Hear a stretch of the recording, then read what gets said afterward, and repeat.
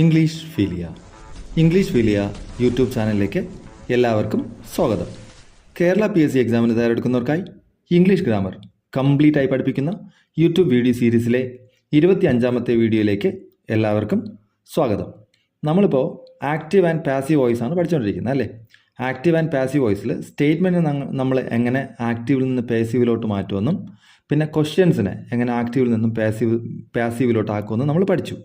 ഇന്ന് നമ്മൾ പഠിക്കാൻ പോകുന്ന ഇൻഫിനിറ്റീവ് എന്ന നമ്മൾ ആക്റ്റീവ് വോയിസിൽ നിന്നും പാസീവ് വോയിസിലോട്ട് എങ്ങനെ മാറ്റണം എന്നാണ് നമ്മൾ നോക്കാൻ പോകുന്നത്. നോക്കൂ, ആദ്യം നമ്മൾ ഇൻഫിനിറ്റീവ് എന്താണെന്ന് അറിയണം അല്ലേ. ഇൻഫിനിറ്റീവ് എന്ന് പറഞ്ഞാൽ ഒന്നുമില്ല, ഒരു വെർബിന് മുന്നേ ടു വരും, അല്ലെങ്കിൽ ടു കഴിഞ്ഞിട്ട് വെർബ് വരും. പക്ഷേ ആ ടു കഴിഞ്ഞിട്ട് വെർബ് വരുവാണെങ്കിൽ വെർബ് 1 വരത്തുള്ളൂ. നമുക്ക് V1 V2 V3 അറിയാമല്ലേ, verb 1 verb 2 verb 3 അറിയാം. അപ്പോൾ ടു കഴിഞ്ഞിട്ട് എപ്പോൾ വെർബ് വന്നാലും വെർബ് 1 വരത്തുള്ളൂ. നോക്കൂ, V1 ടു കഴിഞ്ഞിട്ട് V1 വരത്തുള്ളൂ. ക്ലിയർ ആണല്ലോ. എക്സാമ്പിൾ പറഞ്ഞാൽ I like to play cricket. നോക്കൂ, I like to play cricket എന്നാ പറഞ്ഞത്. I like to played cricket എന്ന് പറയില്ല, I like to play cricket. അതാണ് ടു കഴിഞ്ഞിട്ട് വെർബ് 1 വരണം. നോക്കൂ, ഇവിടെ നോക്കൂ, പാസീവ് വോയിസിലോട്ട് മാറ്റണം. എന്ത് ചെയ്യണം? നമുക്കതിനെ ടു B+V3 ആക്കണം. ടു കഴിഞ്ഞിട്ട് ഒരു ബിയും കൂടെ ചേർത്തിട്ട് V1 V3 ആക്കി കഴിഞ്ഞാൽ നമുക്ക് എന്തായി? പാസീവ് വോയിസ് ആവും. ആക്റ്റീവ് വോയിസിൽ നിന്നും പാസീവ് വോയിസിലോട്ടും. ബാക്കി എല്ലാ ചേഞ്ചസും സെയിം തന്നെയാണ്. ബൈയും ഓബ്ജക്റ്റ് സബ്ജക്റ്റ് ആവും. അത് ആദ്യം എന്താ വേണ്ടത്? ഓബ്ജക്റ്റ് സബ്ജക്റ്റ് ആക്കണം. പിന്നെ നമ്മൾ ടൂനെ മാറ്റി ടു ബി ആക്കും, പ്ലസ് V3 ആക്കണം. അത് കഴിഞ്ഞിട്ട് നമ്മൾ എന്ത് ചെയ്യും? ബൈ കഴിഞ്ഞിട്ട് സബ്ജക്റ്റിനെ എടുത്ത് അവിടെ എഴുതും. അങ്ങനെയല്ലേ? അതല്ലേ ചെയ്യുക. നോക്കൂ, ഒരു സെൻറ്റൻസ് നോക്കൂ. Ramu seems to finish the project. നോക്കൂ, ഇവിടെ നോക്കൂ, Ramu seems to finish the project. ഇവിടെ നമുക്ക് ഓബ്ജക്റ്റ് എന്താ? ആദ്യം നിങ്ങൾ തന്നെ പറ, ഓബ്ജക്റ്റ് എന്താ? ദ പ്രോജക്റ്റ് അല്ലേ. ദ പ്രോജക്റ്റ് എടുത്ത് ആദ്യം എഴുതണം. അത് കഴിഞ്ഞിട്ട് നമ്മൾ എന്ത് എഴുതണം? ഇവിടെ പ്രോജക്റ്റിന് സീംസ് ടു വരുമോ സീം വരുമോ എന്ന് നോക്കണം. അപ്പം തേർഡ് പേഴ്സൺ സിംഗുലർ ആകുമ്പം സീംസേ വരത്തുള്ളൂ. അപ്പം സീംസ് ടു അത്രയും നമ്മൾ ഇതുപോലെ എഴുതുക. അത് കഴിഞ്ഞിട്ട് എന്താ ചേർക്കണ്ടേ? B+V3. ബി കഴിഞ്ഞിട്ട് V3 എന്താ? ഫിനിഷിൻ്റെ ഫിനിഷ്, ഫിനിഷ്ഡ്, ഫിനിഷ്ഡ് അല്ലേ. ഫിനിഷ്ഡ് വരും. അപ്പം നമുക്ക് ഫിനിഷ്ഡ് എഴുതാം. ബൈ ആരാ? രാമു. ക്ലിയർ ആണോ? ക്ലിയർ ആണെന്ന് വിശ്വസിക്കുന്നു. നോക്കൂ, the project seems to be finished by Ramu. ഇത്രയേ ഉള്ളൂ. ക്ലിയർ ആയോ? ഇനി അടുത്തത് നോക്കാം. There is nothing to do today. ഇവിടെ നോക്കൂ, ദർ ഈസ് നത്തിങ്. അപ്പം സബ്ജക്റ്റിൻ്റെ സ്ഥാനത്ത് ദർ ഈസ് ആണ് തന്നിട്ടുണ്ടെങ്കിൽ നിങ്ങൾ വേറെ ഒരു മാറ്റവും ഇതിനകത്ത് വരത്തില്ല. There is nothing to do എന്നില്ലേ, അവിടെ ടു ബി ഡൺ എന്നാക്കണം. ഡൂവിൻ്റെ ഡു, ഡിഡ്, ഡൺ. ക്ലിയർ ആണോ? Do V1, did V2, V3 done. അപ്പം there is nothing to be done എന്നാക്കിയാൽ മതി. Done today. നോക്കൂ, there is nothing to be done today. ഇത്രയേ ഉള്ളൂ. അത് മറക്കരുത്. ഇത് ഒരു സ്പെഷ്യൽ കേസാണ്. ദർ ഈസ് വന്നാൽ നമ്മൾ ഓബ്ജക്റ്റും സബ്ജക്റ്റും ഒന്നും മാറ്റേണ്ട കാര്യമില്ല. There is nothing to be done today എന്ന് ആക്കിയാൽ മതി. ടു വരുന്നിടത്ത് ടു ബി ഡൺ ആക്കുക. അത്രയേ ഉള്ളൂ. ക്ലിയർ ആണല്ലോ. ഇനി you have to teacher every day. You have to teacher every day. നിങ്ങൾ അവളെ എല്ലാ ദിവസവും പഠിപ്പിക്കണം. ഇവിടെ നോക്കൂ, ഇവിടെ എന്താ? ടു ടീച്ചാണ് അല്ലേ. അപ്പം നമുക്കിവിടെ ടു ബി ടീച്ചിൻ്റെ 3 ഫോം ടോട്ട് എന്ന് അറിയാം. TAUGHT ടോട്ടെന്ന് നമുക്കറിയാം. അപ്പം നമുക്ക് ടു ബി ടോട്ടെന്ന് വരുമെന്ന് നമുക്കറിയാം. അതിന് മുന്നേ നമുക്ക് പിന്നെ ഓബ്ജക്റ്റ് മാറ്റണ്ടേ. ഓബ്ജക്റ്റ് എന്താ? ഇവിടെ ഹർ അല്ലേ. അപ്പം ഇവിടെ ഷീ വരും അല്ലേ. ഷീ ഹാവ് ടുവിന് പകരം എന്ത് വരണം? ഹാവിന് പകരം ഹാസ് വരും. ഷീയുടെ കൂടെ എന്താ വരിക? ഹാസേ വരത്തുള്ളൂ. അപ്പം ഹാസ് ടു ബി ടോട്ട് നമ്മൾ പറഞ്ഞു. To be taught by you every day. യുവിന് ചേഞ്ചസ് ഒന്നുമില്ല നമ്മൾ പറഞ്ഞു. She has to be taught by you every day. Clear ആണോ? മനസ്സിലായെന്ന് വിശ്വസിക്കുന്നു.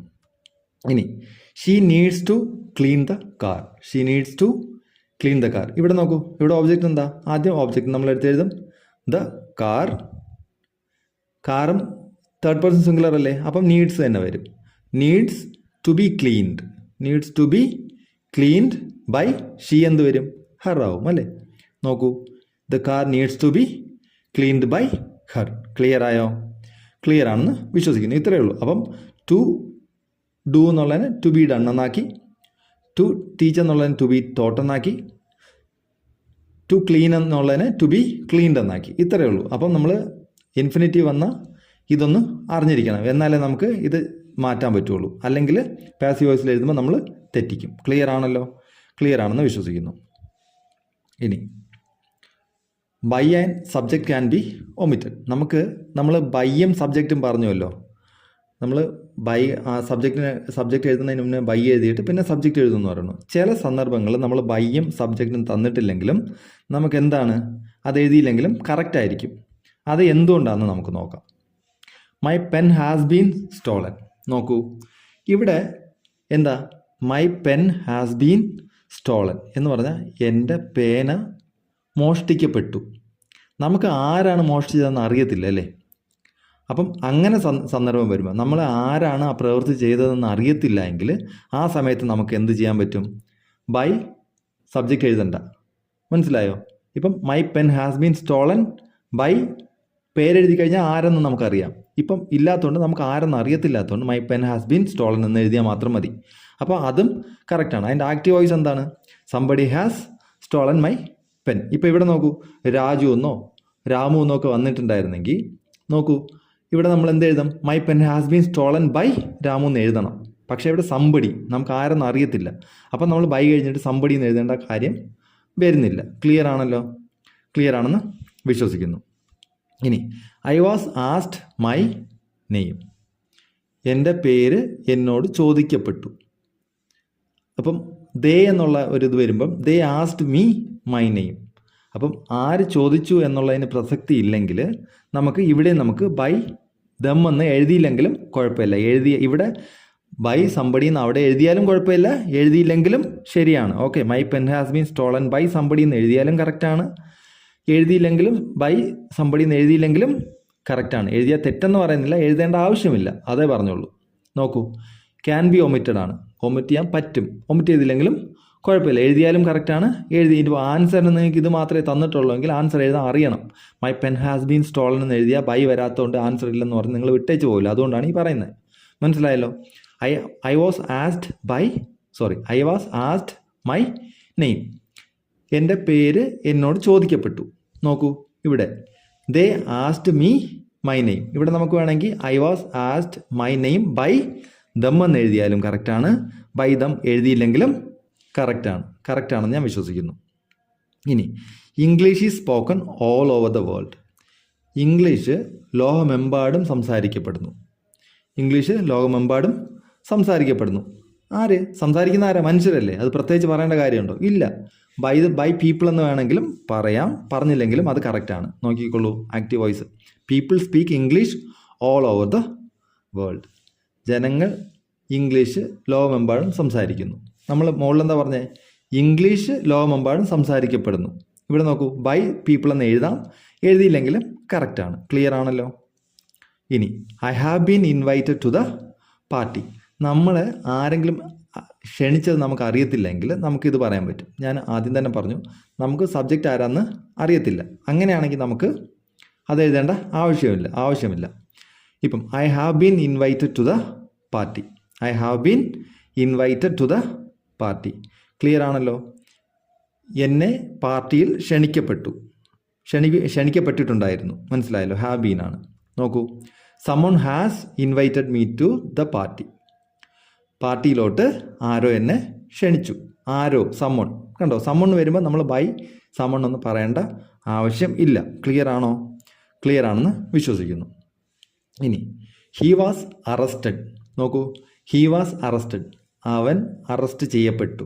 ഇവിടെ നോക്കൂ, അറസ്റ്റ് ചെയ്യുന്ന ആരാ? പോലീസല്ലേ? ഇപ്പോൾ പട്ടാളം വേറെ ആരും വന്ന് അറസ്റ്റ് ചെയ്യത്തില്ലല്ലോ. അപ്പം ബൈ ദ പോലീസ് എന്ന് എഴുതിയില്ലെങ്കിലും കുഴപ്പമില്ല, എഴുതിയാലും കുഴപ്പമില്ല. മനസ്സിലായോ? The police arrested him. Clear ആണെന്ന് വിശ്വസിക്കുന്നു. അപ്പം നമുക്ക് ബൈ സബ്ജക്റ്റ് എല്ലാ സ്ഥലത്തും ഒമിറ്റ് ചെയ്യാൻ പറ്റത്തില്ല. ചില സന്ദർഭങ്ങൾ ഇങ്ങനെ ഉറപ്പുള്ള ഇപ്പം ജനങ്ങളെന്ന് എല്ലാവർക്കും സംസാരിക്കുന്നതെന്ന് അറിയാം, പിന്നെ പോലീസാണ് അറസ്റ്റ് ചെയ്യുന്ന അറിയാം. ഇങ്ങനെ സന്ദർഭങ്ങളിൽ നമുക്ക് ബൈ ഇല്ലെങ്കിലും ബൈ ദ പോലീസ് ഇല്ലെങ്കിലും നമുക്ക് മനസ്സിലാവും. അങ്ങനെ വരുമ്പോൾ നമുക്ക് വേണമെങ്കിൽ ഒമിറ്റ് ചെയ്യാൻ പറ്റും. പിന്നെ നമ്മൾ എപ്പോഴും പഠിച്ചു എന്താ? ഓബ്ജക്റ്റിന് ഇമ്പോർട്ടൻസ് കൊടുക്കുന്നതാണ് നമ്മൾ പാസീവ് വോയിസ്. അപ്പോൾ ഓബ്ജക്റ്റ് നമുക്കുണ്ടെങ്കിൽ മതി. മനസ്സിലായെന്ന് വിശ്വസിക്കുന്നു. പിന്നെ ഡയറക്റ്റ് ആൻഡ് ഇൻഡയറക്റ്റ് ഓബ്ജക്റ്റ് ഉണ്ട്. ഡയറക്റ്റ് ആൻഡ് ഇൻഡയറക്റ്റ് ഓബ്ജക്റ്റ് അത് പ്രത്യേകിച്ചൊന്നുമില്ല. ഡയറക്റ്റ് ഓബ്ജക്റ്റ് എന്ന് പറഞ്ഞാൽ നോക്കൂ, it is A noun or pronoun that receives the action of the verb. It is A noun or pronoun that receives the action of the verb. നമ്മളൊരു വെർബിൻ്റെ, അതായത് ഒരു പ്രവൃത്തിയുടെ action receive ചെയ്യുന്നതിന്, സ്വീകരിക്കുന്നതിന്, നമ്മൾ ഡയറക്റ്റായിട്ട് സ്വീകരിക്കുന്നതിന് നമ്മൾ ഡയറക്റ്റ് ഓബ്ജക്റ്റ് എന്ന് പറയും അല്ലേ. അതായത് എക്സാമ്പിൾ നോക്കൂ, he gave me A book. അവൻ എന്താണ് തന്നത്? ബുക്ക് അല്ലേ, ബുക്ക് തന്നു. അപ്പം ഗേവ് എ ബുക്ക് എന്ന് പറഞ്ഞാലും കറക്റ്റ് അല്ലേ. ആർക്ക് തന്നു? എനിക്ക്, മീ. അപ്പം he gave me A book എന്ന് പറയുന്നതിൽ എ ബുക്ക്, ഗേവ് എന്നുള്ള ബുക്കാണ് തന്നത് അല്ലേ. ബുക്ക് തന്നതുകൊണ്ട് നമുക്കതിന് ഡയറക്റ്റ് ഓബ്ജക്റ്റ് എന്നും. ഇനി ഇൻഡയറക്റ്റ് ഓബ്ജക്റ്റ് എന്താ നോക്കൂ, it is A noun or pronoun that receives the direct object. അപ്പം ഡയറക്റ്റ് ഓബ്ജക്റ്റിനെ സ്വീകരിക്കുന്നതിന് നമ്മൾ എന്ത് പറയും? സ്വീകരിക്കുന്ന നൗണിനെയോ പ്രോനൗണിനെയോ നമ്മൾ എന്ത് പറയും? ഇൻഡയറക്റ്റ് ഓബ്ജക്റ്റ് എന്ന് പറയും. ഇവിടെ നോക്കൂ, സെയിം സെൻറ്റൻസ് തന്നെയാണ്. He gave me A book. Me ആണ് ഇവിടെ നമുക്ക് ഇൻഡയറക്റ്റ് ഓബ്ജക്റ്റ്. നിങ്ങൾ വേറെ ഒന്നും ചിന്തിക്കേണ്ട. ഈ വ്യക്തി വരുമ്പം ഇൻഡയറക്റ്റ് ഓബ്ജക്റ്റും ആയിരിക്കും, ഈ ആർട്ടിക്കിൾസ് വരുമ്പം ഡയറക്റ്റ് ഓബ്ജക്റ്റും ആയിരിക്കും. ക്ലിയർ ആണല്ലോ. അല്ലാതെ നിങ്ങൾ കുറച്ചും കൂടി കടത്തു പോയി കഴിഞ്ഞാൽ പറയേണ്ടുന്നത് ഗാവ്. ഇപ്പം വെർബിൻ്റെ ആക്ഷൻ ഡയറക്റ്റ് സ്വീകരിക്കുന്നത് ഡയറക്റ്റും, പിന്നെ ഡയറക്റ്റ് ഓബ്ജക്റ്റിൻ്റെ ഓബ്ജക്റ്റിനെ സ്വീകരിക്കുന്നത് എന്തായിരിക്കും? എന്താണ്? ഇൻഡയറക്റ്റ് ഓബ്ജക്റ്റും ആയിരിക്കും. ക്ലിയർ ആണല്ലോ. ക്ലിയർ ആണെന്ന് വിശ്വസിക്കുന്നു. ഇതിനകത്ത് പ്രത്യേകിച്ച് ഒന്നുമില്ല.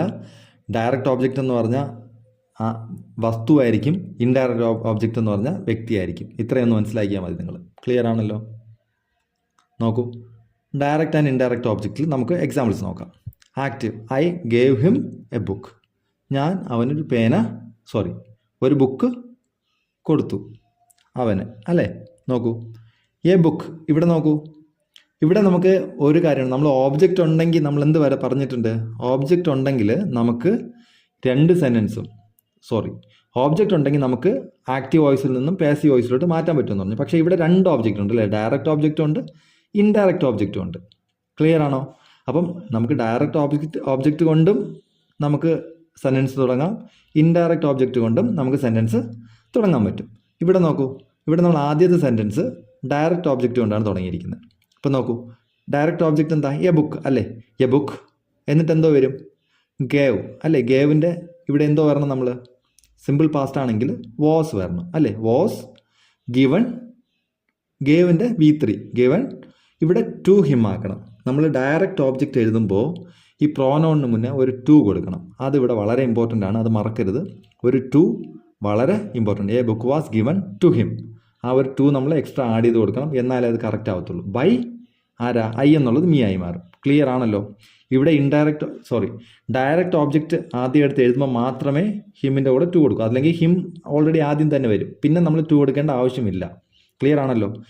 അപ്പം ഡയറക്റ്റ് ഓബ്ജക്റ്റിൽ നമ്മൾ തുടങ്ങുവാണെങ്കിൽ ഇൻഡയറക്റ്റ് ഓബ്ജക്റ്റിൽ നമ്മളൊരു ടു കൊടുക്കണം, ഇൻഡയറക്റ്റ് ഓബ്ജക്റ്റിന് മുന്നേ. അതൊന്ന് ഓർത്തിരിക്കണം. ക്ലിയർ ആണല്ലോ. ഇനി ഹി വാസ്, നോക്കൂ, നമുക്ക് ഹി വെച്ചും തുടങ്ങാം, ഇൻഡയറക്റ്റ് ഓബ്ജക്റ്റ് വെച്ചിട്ടും നമുക്ക് തുടങ്ങാൻ പറ്റും. He was given a book by me. He was given a book by me. നോക്കൂ, ഹി നമ്മളെടുത്തു, എന്നിട്ട് വാസ് ഗിവൺ. അത് മാറത്തില്ല, ഹീയുടെ കൂടെ വാസ് തന്നെയല്ലേ വരിക. ഇപ്പം ഐ ആയിരുന്നെങ്കിൽ വാസാണ്, യു ആയിരുന്നെങ്കിൽ വേറെ ആയന അല്ലേ. He was given a book by me. ഇവിടെ ടു ചേർക്കണ്ട. നമ്മൾ ഈ ഡയറക്റ്റ് ഓബ്ജക്റ്റ് എഴുതുമ്പോൾ ഇൻഡയറക്റ്റ് ഓബ്ജക്റ്റിൽ നമ്മൾ എന്ത് കൊടുക്കണം? ടു കൊടുക്കണം. അതർവൈസ് നമ്മൾ വേറെ ഒരു ചേഞ്ചസും വരത്തില്ല, അതുപോലെ തന്നെ അങ്ങ് എഴുതിയാൽ മതി. ക്ലിയർ ആണല്ലോ. ഓക്കെ, അടുത്ത sentence. Krish teachers us grammar. ഇവിടെ നോക്കൂ, ഇവിടെ നമുക്ക് ടീച്ചേഴ്സ് അസ് ഗ്രാമർ. അസ് എന്ന് പറഞ്ഞാൽ ഞങ്ങൾക്ക് ഗ്രാമർ പഠിപ്പിക്കുന്നു. കൃഷി ഞങ്ങളെ ഗ്രാമർ പഠിപ്പിക്കുന്നു. നോക്കൂ, ഇവിടെ ഗ്രാമറാണ് ഡയറക്റ്റ് ഓബ്ജക്റ്റ് അല്ലേ. ഡയറക്റ്റ് ഓബ്ജക്റ്റ് ഗ്രാമറാണ്. അസ് എന്താ? ഞാൻ പറഞ്ഞു, വ്യക്തിയായിരിക്കും എപ്പോഴും ഇൻഡയറക്റ്റ് ഓബ്ജക്റ്റ്, വസ്തു ഡയറക്റ്റ് ഓബ്ജക്റ്റ് ആയിരിക്കും. ഇപ്പം നമുക്ക് ഗ്രാമറാണ് ഡയറക്റ്റ് ഓബ്ജക്റ്റ് എന്നറിയാം. അപ്പം നമുക്ക് ആദ്യം ഡയറക്റ്റ് ഓബ്ജക്റ്റ് വെച്ച് ചെയ്യാം. അപ്പം ഡയറക്റ്റ് ഓബ്ജക്റ്റ് വെച്ചിട്ട് എങ്ങനെ ചെയ്യാം? ഗ്രാമറിൻ്റെ കൂടെ എന്ത് വരും? ഈസ് വരുമോ, ആറ് വരുമോ? ഈസ് അല്ലേ. സിമ്പിൾ പ്രസൻറ്റ് ആകുമ്പം ഈസ് വരണം. ഈസ്, പിന്നെന്താ? ടീച്ചേഴ്സിൻ്റെ തേർഡ് ഫോം എന്താ? Teach, taught. അപ്പം ഗ്രാമർ ഈസ് ടോട്ട്. ഞാൻ പറഞ്ഞു ഇൻഡയറക്റ്റ് ഓബ്ജക്റ്റിൻ്റെ മുന്നേ ടു ചേർക്കണം. ടു അസ് ബൈ ആരാണ്? ക്രിഷ് അല്ലേ? നോക്കൂ, grammar is taught to us by Krish. Clear ആയോ? ടു നമ്മൾ ഇടാൻ മറക്കരുത്. ഇനി നോക്കൂ, ഇനി നമുക്ക് ഇൻഡയറക്റ്റ് ഓബ്ജക്റ്റ് വെച്ചിട്ട് തുടങ്ങിക്കൂടെ? അസാകുമ്പോൾ നമ്മൾ എന്ത് പറയണം? വി അസ് അല്ലേ? അപ്പം വി തുടങ്ങണം. വി കഴിഞ്ഞിട്ട് എന്താ പറയണം? വി കഴിഞ്ഞിട്ട് ഈസ് വരും, ആറ് വരും, ആറ് വരണം. വി ആർ ടോട്ട് എന്ത് വരണം? ഗ്രാമർ അല്ലേ? ഗ്രാമർ. നമ്മൾ അസ് വരുമ്പോൾ ടു അസ് കൊടുക്കണം, അല്ലെങ്കിൽ വേറെ ഒന്നും കൊടുക്കണ്ട. Grammar by Krish. Direct object എടുക്കുമ്പോൾ മാത്രം നമ്മൾ ഇൻഡയറക്റ്റ് ഓബ്ജക്റ്റിന് മുന്നേ ടു കൊടുക്കണം, അതർവൈസ് നമ്മൾ ടു കൊടുക്കില്ല. ക്ലിയർ ആണല്ലോ? നോക്കൂ, we are taught grammar by Krish. Clear ആയോ? ക്ലിയർ ആയെന്ന് ഞാൻ വിശ്വസിക്കുന്നു. ഇനി the manager will give you a ticket. ഇവിടെ നോക്കൂ, നമുക്ക് will give you a ticket. ഇവിടെ വില്ലാണെന്ന് നമുക്കറിയാം, വില്ലുണ്ട്, ഫ്യൂച്ചർ ടെൻസ് ആണെന്ന് നമുക്കറിയാം. അപ്പം നമുക്ക് ഡയറക്റ്റ് ഓബ്ജക്റ്റ് എന്താ? വ്യക്തി ഇൻഡയറക്റ്റ് ആണ്. എ ടിക്കറ്റ് വസ്തു ഡയറക്റ്റ് ആണെന്ന് നമുക്കറിയാം. അപ്പം ഡയറക്റ്റ് ഓബ്ജക്റ്റ് ആദ്യം എടുക്കാം. എ ടിക്കറ്റ്, എന്നിട്ട് വില്ലല്ലേ? വില്ലിൻ്റെ കൂടെ എന്ത് പറയണം? Will be given. Given give, gave, given. Will be given to you അല്ലേ? To you by the manager. നോക്കൂ, a ticket will be given to you by the manager. Clear ആയോ? Clear ആണ്. അടുത്ത് അപ്പം നമ്മൾ യു വെച്ചിട്ട് തുടങ്ങാമല്ലോ. ഇനി ഇൻഡയറക്റ്റ് ഓബ്ജക്റ്റ് വെച്ചിട്ടും തുടങ്ങാം. അപ്പം യു വെച്ചിട്ട് എങ്ങനെയാണ് തുടങ്ങുക? You will be given a ticket by the manager. നോക്കൂ, you will be given a ticket by the manager. Clear ആയോ? ഇനി ഹൂ ടോട്ട് യു ഇംഗ്ലീഷ്? നിങ്ങളെ ആരാണ് ഇംഗ്ലീഷ് പഠിപ്പിച്ചത്? ഇവിടെ നോക്കൂ, നമ്മൾ ഹൂ വെച്ച് തുടങ്ങുമ്പോൾ നമ്മൾ എന്ത് പറഞ്ഞു? ബൈ ഹൂമിലാണ് തുടങ്ങേണ്ടതെന്ന് പറഞ്ഞു അല്ലേ? ബൈ ഹൂമിലാണ് തുടങ്ങേണ്ടത്. അപ്പം ബൈ ഹൂം. നോക്കൂ, by whom was taught, by whom was English taught to you. Clear ആണല്ലോ? എന്തുകൊണ്ടാണ്? ക്വസ്റ്റ്യൻ വരുമ്പം നമ്മൾ ഓക്സിലറി വെർബ് ആദ്യം വരണം. ബൈ ഹൂം കഴിഞ്ഞ ഉടനെ ഓക്സിലറി വെർബ് വരും. Was English taught to you. Clear ആയല്ലോ? ഇനി നമുക്ക് എന്ത് പറയാം? അതുപോലെ ബൈ ഹൂം, ഇനി ഇംഗ്ലീഷിന് പകരം യു പറഞ്ഞൂടെ? വേർ യു അല്ലേ വരിക? വാസിന് പകരം വേർ യു ടോട്ട് ഇംഗ്ലീഷ്. ഇവിടെ നോക്കൂ, ഇവിടെ ടോട്ട് ടു യു വന്നിട്ടുണ്ട്, മറ്റത് by whom were you taught English. ഇവിടെ ടോട്ട് ടു യു മുകളിൽ വന്നിട്ടുണ്ട്. ക്ലിയർ ആണല്ലോ? By whom was English taught to you. ഇവിടെ by whom were you taught English. Clear ആണല്ലോ? ക്ലിയർ ആണെന്ന് വിശ്വസിക്കുന്നു. ഇനി നമുക്ക് ഇത് ഒരു രീതിക്ക് കൂടെ എഴുതാം. നോക്കിക്കൊള്ളൂ, നമുക്ക് ഹൂ വച്ചും തുടങ്ങാം. ബൈ ഹൂം എന്ന് എഴുതിയില്ലേ? അവിടെ നമുക്ക് ഹൂ വച്ചും തുടങ്ങാം. അതെങ്ങനെ എഴുതും? Who were you taught English by last എഴുതണം. ക്ലിയർ ആണല്ലോ? ഒരു ബൈ ഹൂം അല്ലാതെ ഹൂ വച്ച് വേണമെങ്കിലും തുടങ്ങാം. അത് ഇതിൽ മാത്രമേ പറ്റുള്ളൂ. ഏതിൽ? ഇൻഡയറക്റ്റ് ഓബ്ജക്റ്റിൽ മാത്രമേ പറ്റുള്ളൂ. Who were you taught English by. മനസ്സിലായോ? ബൈനെ നമ്മൾ ഏറ്റവും ലാസ്റ്റ് ഇട്ടു. അങ്ങനെ ലാസ്റ്റ് ബൈ ഇടുവാണെങ്കിൽ ഹൂവിൽ വേണം തുടങ്ങാൻ. വേറെ ചേഞ്ചസ് ഒന്നും വരത്തില്ല. ഇതറിയാൻ വേണ്ടി പറഞ്ഞതാ. മറ്റു രീതിക്ക് പഠിച്ചു വെച്ചാൽ മതി. ഇതും കൂടെ ഇൻ കേസ് നിങ്ങൾക്ക് ആൻസറിൽ തന്നിട്ടുണ്ടെങ്കിൽ നിങ്ങൾക്ക് അറിയാൻ വേണ്ടിയിട്ട് ഇതും കൂടെ പറഞ്ഞു തന്നേ ഉള്ളൂ. അപ്പോൾ who were you taught English by. Clear ആണല്ലോ? വേറെ ഇത്രയും പഠിപ്പിച്ച് മനസ്സിലായെന്ന് ഞാൻ വിശ്വസിക്കുന്നു. എന്തെങ്കിലും ഡൗട്ട് ഉണ്ടെങ്കിൽ നിങ്ങൾ കമൻറ്റ് ചെയ്യുക. അതിനനുസരിച്ച് നമ്മൾ ക്ലിയർ ചെയ്യാം. ഓക്കെ, അപ്പം ഇന്നത്തേക്ക് ഇത്രയും മതി. അപ്പം അടുത്ത ക്ലാസ്സിൽ വീണ്ടും കാണുന്നവരെ bye, take care. Thank you very much.